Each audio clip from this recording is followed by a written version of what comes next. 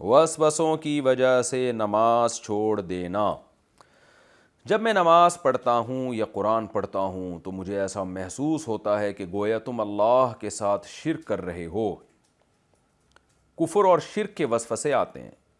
इस हाल में मुझे नमाज पढ़नी चाहिए या छोड़ देनी चाहिए? मुदस्सिर आसिफ रहीम यार खान से। मुदस्सिर साहब, जब आपने छोड़ देने की बात की है तो मुझे ऐसा महसूस हो रहा है कि आप हमाकत की बात कर रहे हैं। तो वसवसे आने दें, आप तिलावत भी करें, नमाज भी पढ़ें।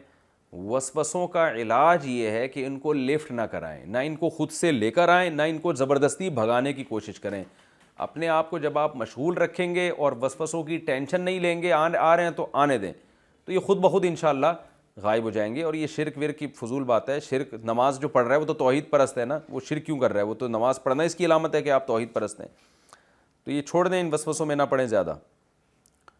मुक्तदी दुरूद में था कि इमाम ने सलाम फेर दिया।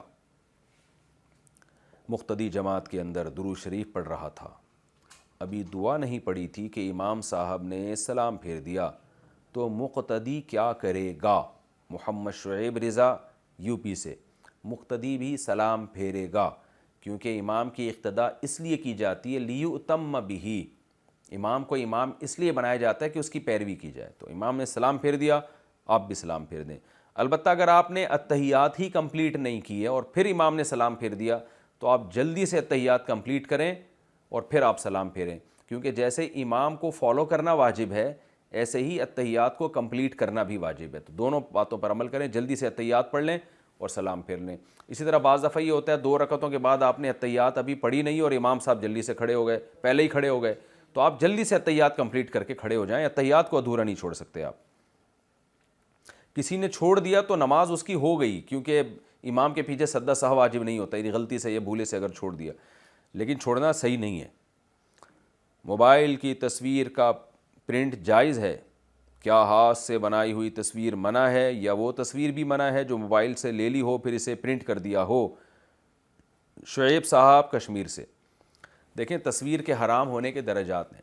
सबसे ज़्यादा हराम वो तस्वीर है जो मुजस्मे की शक्ल में हो, बाकायदा मुजस्मा बनाया हुआ हो आपने, जैसे बुत बनाए जाते हैं, या ये आपने देखा होगा आजकल कपड़े की दुकानों पे मुजस्मे बने हुए होते हैं पूरी तस्वीरों के साथ। तो ये सबसे सख्त तरीन हराम तस्वीर है, जिसके हराम होने पर पूरी उम्मत का इजमा है।